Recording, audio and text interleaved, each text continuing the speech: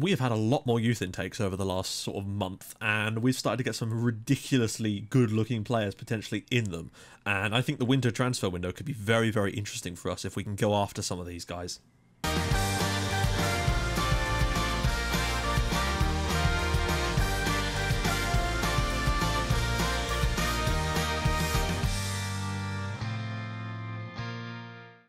Hi guys, and welcome back to another episode of Building a Nation with FC Midtjylland. If you are still enjoying the series, do be sure to hit the like button. That would be awesome of you. Now, you might notice the camera is back. I managed to fix it. I think there was something wrong with the battery, but I gave myself a chance to charge up a second battery, which I had to go and buy. And it seems to be okay now. So thankfully, we won't have to use the face cam. So I do apologise for the slight technical hiccups in the previous episode, but there's really nothing I could do about it. I didn't have time to sit around and do other stuff until I could fix it to record, because I couldn't do anything with the game or the computer. Basically, I had to record then because I couldn't just do it again another time because we were literally in the match. But that's just how it is. So anyway, we've had a bumper crop of games this month, so we're just going to dive straight into those and get back instead in a sec for the Manchester City game.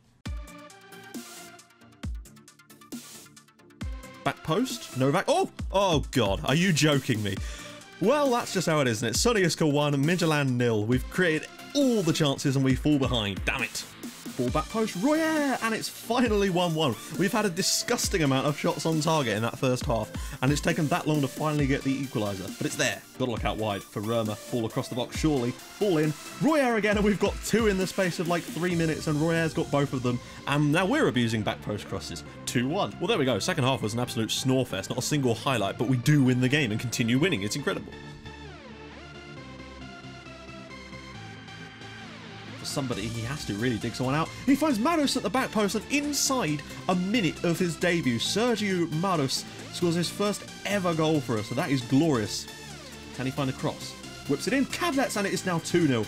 Lovely work there from Munksgaard. Ball in, Cadlets, 2-0 Midtjylland. For someone maybe.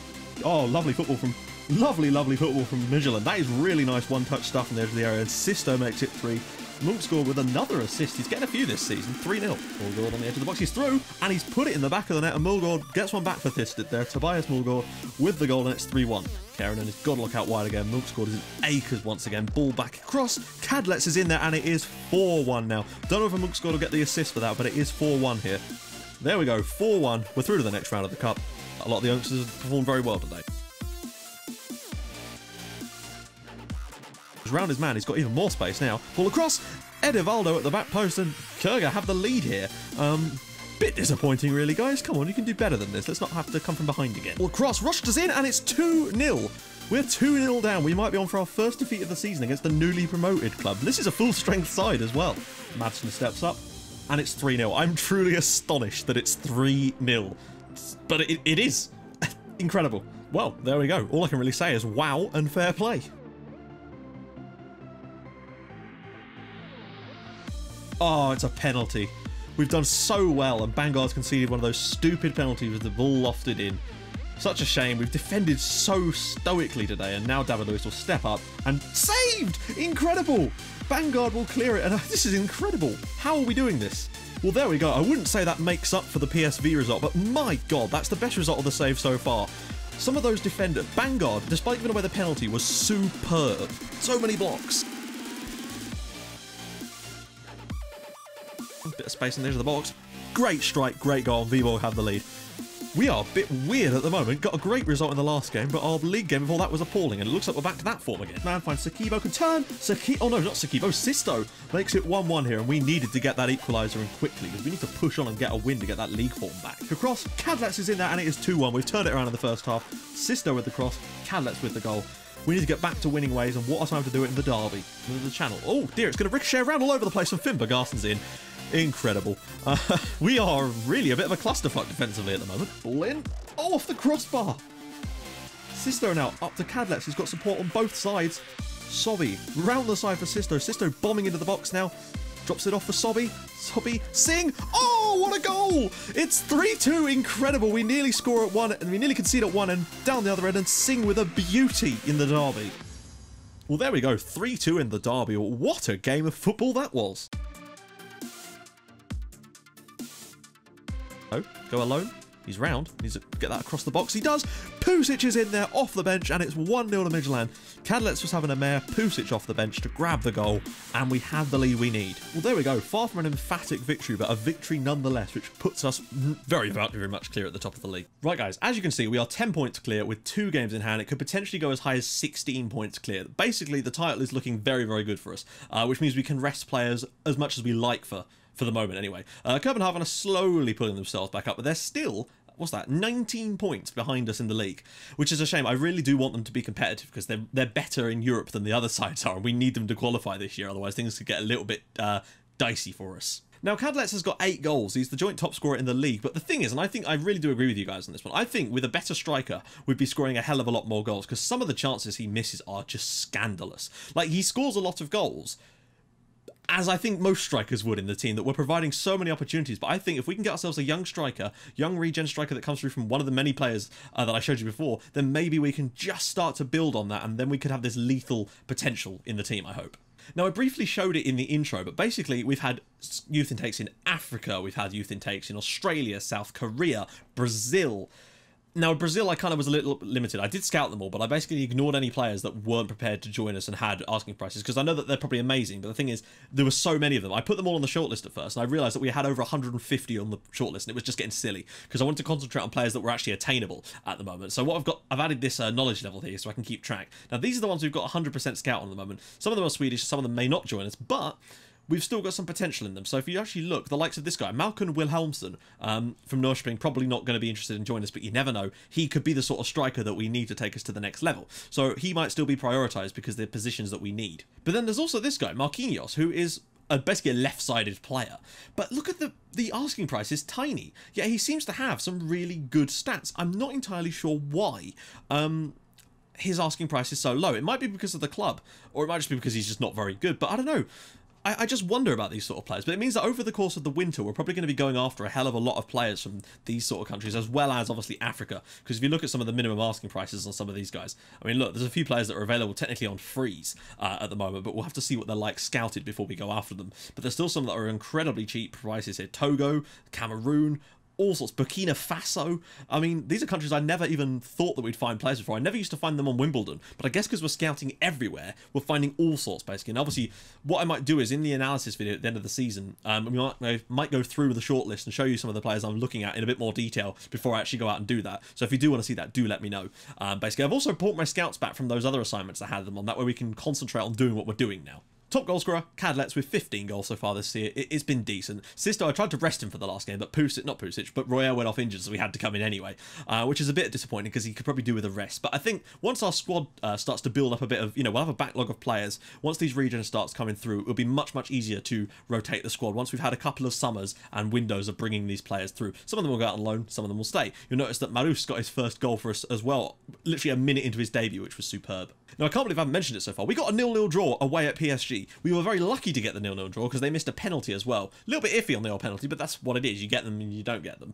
But what I would say is Bangard was superb. I think he would have got an even higher rating had he not given away the penalty in that game, at least an 8, because he was superb. The amount of blocks he put in, we were fantastic, and I couldn't believe it. We got nearly £400,000 as well for that result, which is, I mean, that's like another player if that goes into our youth academy, if that goes into our budget. Also, we've completed our training facility upgrade, so I might go after another one, but I'm not sure. I might see if the board are prepared to give me a little bit more money to look after some of these regen players. Now, interestingly, my assistant, against PSG, he actually put Römer in as the box-to-box midfielder. Now, I don't know whether that's such a bad idea. I took him out at the time because I was like, hell no, we need to try and do that. But I'm wondering if maybe that's not such a bad idea today. But Munksgaard, this season, he's done well when he's played. He got a hat-trick of assists in one game earlier in the year. And I just wonder if maybe trying out Römer in the midfield today might not be such a bad idea. It can't hurt, I suppose. We're at home to City. We're going to try this deep tactic. And it worked well against PSG in terms of us being able to defend, if nothing else. So let's submit the team and get into this. Now, what I did against PSG, and what I intend to do now, is to go counter from the start, because I just don't see the point. I think we might as well just play on the break as much as we can. I actually dropped even deeper against PSG, but I might start a little bit higher, slightly deeper in this case, today, just to see what we're capable of. But I have a horrible feeling that as good as PSG are, City are better. Here we go. I mean, if we managed to score a goal against them, I would be incredibly impressed, but I don't see that happening. Munksgaard, go on, get one of your trademark. Oh, yeah! That was the chance. We should be in front here against Manchester City. What a ball from Munksgaard. That guy can pick him out like nobody's business. He's almost better than Römer at times with those. but I think that might be our chance gone for the day, so to speak. Aguero's through, and Aguero's hit the post. Once it started to get to sort of half an hour against PSG, I was like, actually, we might be able to achieve something in this game. And we actually ended up going on and doing it, which was impressive. But I don't know if that's going to be able to work against City. I feel like this tactic definitely has its limitations as far as going forward is concerned. But it can be quite strong defensively just because we pack the areas where the ball is. And they have to require some really good football to actually get in behind us. Cadlet's outdoes Zabaleta there. Maybe we'll have one of his really stellar performances today, but I don't know. I just don't know. Novak again wins it, but really poor knockdown. Out for Nasri. Enough players in the box to try and stop this, surely. Don't let him get that ball across the box. Don't let him... Oh my goodness. Cadlets is there again. He's at least getting in and winning the ball in those areas. If nothing else, it's taking the pressure off for just a split second, and that might be all we need right now. Sisto. Lovely, but... Oh. I was kind of hoping for a highlight there. De Bruyne. We're prepared to give up a lot of shots today. That goes without saying. We're going to concede at least 25 shots in this game, I would have thought. But it's how many of them we can try and keep out. Oh, I thought he was going to let that in. I genuinely thought that was going to go in. So at the half an hour mark, we're doing okay. I mean, we've not had anything... They're playing very central, which is fine. It plays into our hands. We're doing nothing ourselves, and I wonder if we just hit that a little bit longer and just... Oh, actually... Oh, no, we don't want the tempo lower. We want to... I'm content with the actual high line that we're playing. For now. Not the high line, you know what I mean. But maybe just hitting that ball a little bit longer might not be such a bad thing. Get those balls in behind. Cadlets isn't that bad. When he breaks the back line, he did that a lot last year with our old style tactic. We are gifting them possession, but, you know, once again, we're sitting on them, and I feel like we're going to get broken down this time. But it's the same... The game is following the similar pattern to what the PSG did, but except they actually had more shots at this point. They were much better than City have been today. So you never know. Looking long for Cadlets, he's probably not going to win that. No, but I don't know. If we can get to half-time at 0-0 again, Aguero, always through, and it's a... Oh, my goodness. Sometimes you're just not going to be able to defend against the likes of Aguero with the players we've got. But we're doing well so far. We're actually looking like we might get to half-time again. We are. We're going to get to half-time against it. They've only had one shot on target.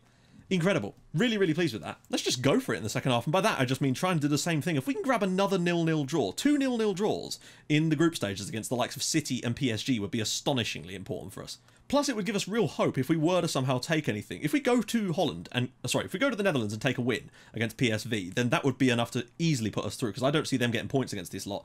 Novak, oh, Nasri's inside, Touré's in there, and it's off the post and cleared out once again. We're obviously riding our luck a lot. We did this against PSG, but the point is we're still doing it. Can we make it 2 back-to-back 0-0s in the Champions League against huge opposition? Poulsen, and then we've got the break on. Sobby with the pace, but look at the amount of players they've got back, and that's a good tackle from... No, it's not a good tackle from Touré. And we've managed to win ourselves a free kick up the pitch. Fine by me. I assume that Touré is probably going to get himself... No, okay, no yellow card. I assume the only reason we saw that is because it was on the end of their attack. Okay, Aguero does need to be closed down again. If we get to the... I'm sort of doing it in 10-minute chunks. If we can get to each of those and still be in it... You know, Sparv's playing centre-back today. We've just kind of had to rotate a little bit there without Hansen in. We're having to play Sparv there a little bit. He also played in the middle. Sisto's got the pace. Römer, I have to say, has done okay in the midfield today. We've certainly not been missing whoever else is in there. He's been combative. He's done his job, frankly. Vanguard again. I don't know. I feel like the pressure is going to mount in this second half. I feel like we probably will concede in this one and lose it. Ooh! And another good save from Darlene, but the ball is cleared away. Right, I'm going to make substitutions a little earlier today. Sobby, I think he's done okay, but I think maybe getting someone like Pusic on wouldn't be such a bad idea here. And maybe... Of course, we don't have a left side... We're not playing the middle player, are we? No, right, in that case, what we're going to do is we're going to get Cadlets off for Pusic, and then we're going to get Sobby off for Julen. And Sakibo, actually, he is fully fit and ready to go. I might bring him in for Sparv. Not because of that, but just because Sparv is not doing so well. Vanguard's had a great game again, just like he did against PSG. And maybe some fresh legs on the wings and some fresh centre-back legs might not be such a bad idea today. I know that sometimes changing your centre-back partnership doesn't always work out that well, but sometimes you just got to get it done. And, oh, Nasri, everybody get in your positions and make these tackles. There's 2 of them on him. And now we need to push out and try to block. Oh, this is really tense at the moment. I feel like we probably won't be able to survive this one, but if they hit it from range again, Touré, good block. Cleared up to Pusic. They are really camping in our half here, but we've got to look for Pusic every time we get that chance. De Bruyne, oh, the runner. Touré's through, he must score, he doesn't. Incredible, 63 minutes, and this is starting to turn exactly into that other game. Guys, we've got 4 minutes to go, and we might actually be on for another one of these. Oh, come on, we can do this. PSG have finally scored. My God, we're going to do it. Or not. Come on. Why are we still playing? We're in the 3rd minute of 2 minutes stoppage time. There wasn't an injury. Zabaleta. De Bruyne. What? I don't get it. There was no injuries. He didn't... I was watching the text commentary. So, as you can see here, Pione Sisto was injured right after the board obviously went up with the added time on. Now, I didn't start looking at the information bar until the actual added time had started, so I must have missed that part. So just ignore the things I'm saying right now, okay? That's a joke. That is an absolute joke. There was no injuries or anything. It didn't say anything in the text commentary. And we've been given... What? That really does feel incredibly stupid, but there you go. I mean, they've been the better side today. I just feel like we've defended so well throughout the 90 minutes. And then they've scored in a minute that shouldn't have existed. Like, sometimes you do get that extra time on extra time in saves, but usually it's because of an injury in the extra time. But there was nothing, it just went straight through. Well, that's really disappointing. I would say that, but we've got no choice but to be aggressive with them, do we? I know, but what can you do? That's a real shame, actually. I thought we were going to get... I think we deserved it. Not from the fact that we were that great on the night, we weren't, but from the defensively point of view. That's a shame. I'm a little bit gutted about that, to be honest, guys. That's really sort of...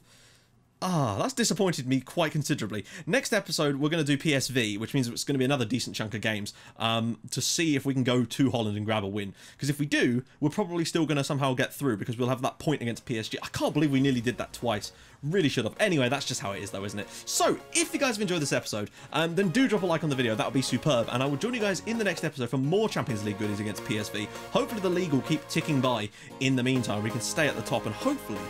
I don't know, we've got to go and somehow try and go to Holland and find ourselves a winner. And if we can, then we will get ourselves probably through. Because I can't see PSV getting any more points either. It's just, I can't believe we lost 4-1 at home to them. That's really going to be the shitter of this group, isn't it? Anyway, I'll see you guys soon. Thank you so much for watching. Bye-bye.